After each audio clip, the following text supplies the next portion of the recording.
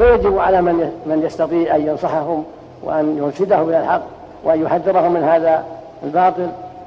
هذا هو الواجب، ولا يجوز التعاون معهم في هذا الفساد، لا يجوز لأحد يتعاون معهم في هذا الشر، فيجب أن ينصحوا وأن يعودوا إلى رشدهم وأن يدعوا هذا الباطل وهذا الطريق الوخيم، يجب أن يتركوه وأن يدعوا المسعي والفقيه وجميع من بن لادن وجميع من يتعاطى الطرق الفاسدة.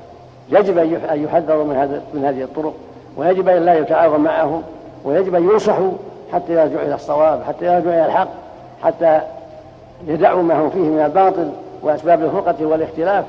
كل من يدعو إلى الفساد والشر والباطل والفتن يجب خذلانه وعدم التعاون معه والتحذير منه وإماتة جميع ما ينشره والقضاء عليه. هذا هو الواجب، ولا يجوز التعاون معهم في هذا الفساد، لا يجوز لأحد يتعاون معهم في هذا الشر، فيجب أن ينصحوا وأن يعودوا إلى رشدهم وأن يدعوا هذا الباطل وهذا الطريق الوخيم، يجب أن يتركوه وأن يدعوا المسعي والفقيه وجميع من بن لادن وجميع من يتعاطى الطرق الفاسدة.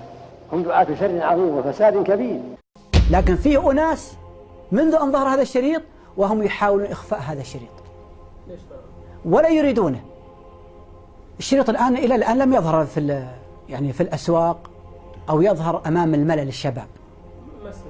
أنا قلت أن هذا الشريط محارب، الشريط هذا محارب من قبل أناس لا يريدون هذا الشريط يظهر نهائيا.